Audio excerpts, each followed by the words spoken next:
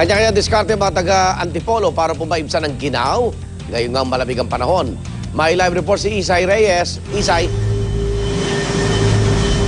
Igan, napakaginaw dito sa ating pwesto sa Antipolo City. Kaya naman ang mga tao rito, kanya-kanyang balot din ng kanilang mga katawan. Mahigit isang linggo na raw nararanasan ng mga residente ng Antipolo ang malamig na simoy ng hangin. Para sa kanila, kahit pa raw nasa mataas na lugar sila at sanay sa malamig na panahon, tila hindi raw ito normal. Inabutan naming pasakay ng jeep si Grace. Kasama na raw ng outfit niya ang bonnet para panlaban sa lamig. Pag pumapasok ka sa school, ganyan talaga, may bonnet ka talaga. Opo. Para Para po hindi malamig. gaano kalamig? Sobra po. Lalo na po pag madaling araw. Ngayon. Ngayon niyo lang ba nararanasan yung ganito kalamig? Opo.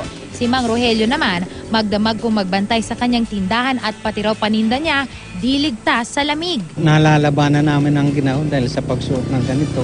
So, sombrero, nagmimidyas. Mas malamig sa ngayon kasi mantika natutulog yun. Natutulog naman.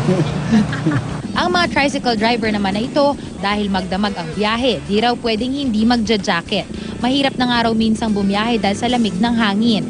Sakit sa mata. Tsaka sa labi, nanunuyot, nagkaka-windburn. Ngayon lang to nangyari dito sa Antipolo eh. Parang na lumamig ng ganito. Dati, gano'n lang kalamig dati? Dati sakto lang eh. Hindi naman kami nagja-jacket ng makakapal eh. Ngayon, kailangan talaga. Ayon sa Pag-asa, umabot sa 20.8 ang pinakamababang temperaturang naramdaman nitong magdamag sa Metro Manila. Naramdaman daw ito bandang 2:00 ng madaling araw.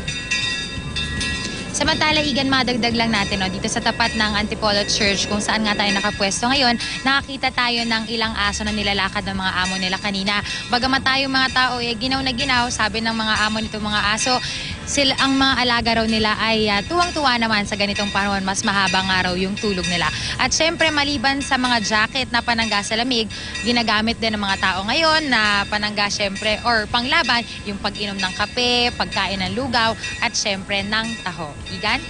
Maraming salamat, Isay Reyes.